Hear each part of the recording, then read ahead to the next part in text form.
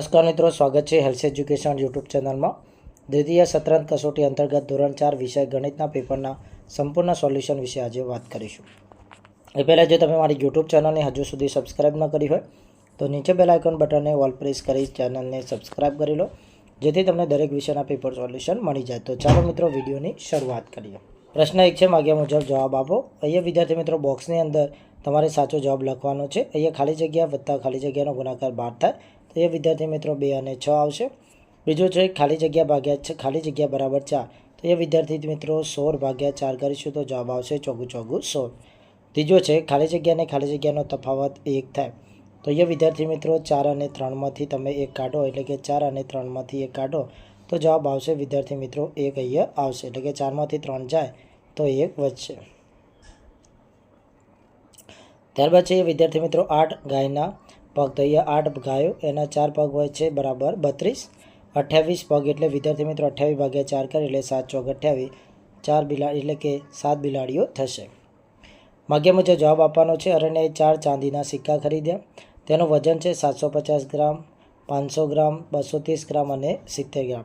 તો તેનો કુલ કેટલી ગ્રામ ચાંદી ખરીદી? એ મિત્રો 4 4નો આપણે સરવાળો કર્યો છે. 750 ગ્રામ, 500, 230 અને 70, તો ટોટલ 1 કિલો અને 550 ગ્રામ થશે. અથવા મિત્રો એ બીજો દાખલો ગણવાનો છે. 4 કિલોગ્રામ ખાંડનું વજન કરવા માટે 500 ગ્રામ વજનના કેટલા ખાંડના પેકેટ જોઈએ? તો સૌથી પહેલાં 4 કિલોગ્રામ બરાબર 4000 ગ્રામ થાય. એક પેકેટનું વજન આપણે 500 ગ્રામ કરવાનું છે. તો અહીંયા 4000 ગ્રામના આપણે 4 સરખા ભાગ કરવા પડે, એટલે કે મિત્રો 4000 ભાગ્યા 500 કરીએ તો જવાબ આવશે 8. તો અહીંયા મિત્રો 500 ગ્રામના 8 પેકેટ મિત્રો અહીંયા જોઈશે. 3 કિલોગ્રામના કેટલા ગ્રામ થાય? તો 1 કિલોગ્રામ બરાબર 1000 ગ્રામ. તો 3 કિલોગ્રામ ગુણ્યા 1000 ગ્રામ બરાબર 3000 ગ્રામ થાય. અહીંયા વિદ્યાર્થી મિત્રો છે 300 ગ્રામ વત્તા ખાલી જગ્યા બરાબર 1 કિલોગ્રામ. તો અહીંયા વિદ્યાર્થી મિત્રો 700 ગ્રામ આવશે. નીચે આપવામાં આવેલી આકૃતિનો એક ભાગ દ્વિતીયાંશ ભાગ છાંયાંકિત કરો. તો અહીંયા મિત્રો એક ભાગ છે અને આપણે અડધો ભાગ, 1/2 એટલે અડધો. તો આ ભાગને મિત્રો તમે રેખાંકિત કરી શકો છો. ત્યારબાદ છે નીચે આપેલી આકૃતિનો 1/4 ભાગને છાંયાંકિત કરો. તો અહીંયા મિત્રો તમે ગમે તે એક ભાગને અહીંયા છાંયાંકિત કરવાનો રહેશે. તો અહીંયા મિત્રો તમે 4 ભાગમાંથી કોઈ પણ એક ભાગને કલરવાળો કરવાનો રહેશે. નીચે આપવામાં આવેલા આકૃતિનો કેટલામો ભાગ છાંયાંકિત કરેલો છે? તો અહીંયા વિદ્યાર્થી મિત્રો ટોટલ 4 ભાગ છે, એટલે એમાં 2 ભાગને છાંયાંકિત કરેલા છે. તો અહીંયા વિદ્યાર્થી મિત્રો 2/4 અથવા મિત્રો 1/2. આ બંને પણ મિત્રો આનો સાચો જવાબ હોઈ શકે, કારણ કે 2 દુ 4 ઉપર કશું વધે નહીં. તો મિત્રો આનો 1/2 એટલે કે અડધો ભાગ છાંયાંકિત કરેલો છે. ત્યારબાદ મિત્રો ચોથા નંબરનો છે. નીચે આપવામાં આવેલા આકૃતિનો કેટલામો ભાગ છાંયાંકિત કરેલો છે? તો અહીંયા મિત્રો ટોટલ તમે જોઈ શકો છો 8 ભાગ છે, એટલે કે મિત્રો 8 ભાગમાંથી ટોટલ 2 ભાગ છે એ છાંયાંકિત કરેલા છે. ત્યારબાદ છે નીચે આપેલી આકૃતિનો મિત્રો આકૃતિ પ્રમાણે મિત્રો સમ આકૃતિમાં છાંયાંકિત કરવાનો છે. તો અહીંયા મિત્રો એના ટોટલ 4 ભાગ આપણે કરવાના રહેશે. એમાંથી તમે એક ભાગ છે મિત્રો એને છાંયાંકિત કરી લેજો.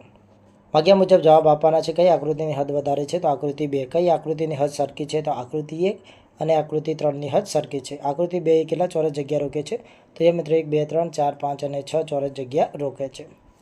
ત્યારબાદ અહીંયા મિત્રો આકૃતિ પરથી જવાબ આપવાનો છે. અહીંયા મિત્રો એની પરિમિતિ આપેલી છે 9 મીટર, 15 મીટર અને 12 મીટર. તો ત્રણેય બાજુના માપનો સરવાળો કરીએ તો 36 મીટર આવશે. મનપસંદ માપનું વર્તુળ દોરી અહીંયા મિત્રો પરિકરથી તમારે દોરવાનું રહેશે. તો અહીંયા મિત્રો તમારી વર્તુળ છે મનપસંદ તમારે દોરવાનું છે. કોઈપણ માપનું તમે વર્તુળ દોરી શકો છો. આપેલ વર્તુળમાં કેન્દ્ર O દર્શાવો. તો અહીંયા મિત્રો કેન્દ્ર આપેલું છે, એને આપણે અહીંયા O નામ આપવાનું રહેશે. ત્યારબાદ મિત્રો આપેલ આકૃતિમાં ત્રિજ્યા દોરો. તો અહીંયા મિત્રો તમે ત્રિજ્યા અહીંયા તમારે ત્રિજ્યા દોરવાની રહેશે, અને એને મિત્રો અહીંયા O અને એને OA નામ આપી શકે છે. ત્રિજ્યા મિત્રો તમે ઊભી, ત્યારબાદ મિત્રો આ બાજુ કે આ બાજુ કોઈ પણ એક દિશાની અંદર તમે ત્રિજ્યા દોરી શકો છો. ત્રિજ્યા એટલે વર્તુળના કેન્દ્રથી વર્તુળની ત્રિજ્યા ઉપરનું માપ, એને આપણે ત્રિજ્યા તરીકે ઓળખીએ છીએ.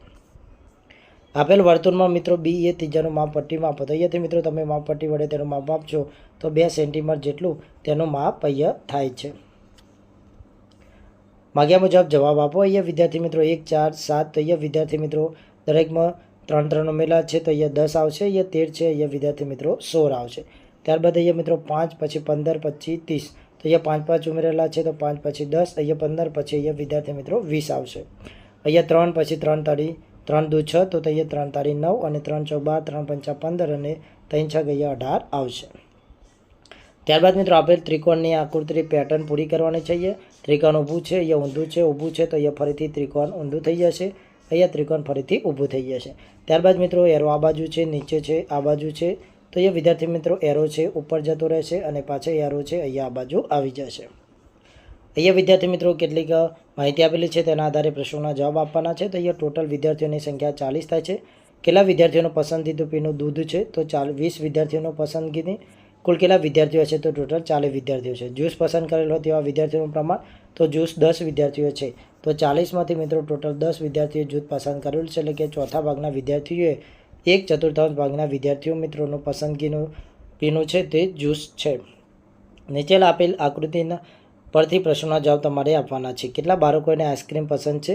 તો અહીંયા મિત્રો તમે જોઈ શકો છો કે આઈસ્ક્રીમ પસંદ હોય તેવા અડધા બાળકો છે, એટલે કે મિત્રો 1/3 બાળકો.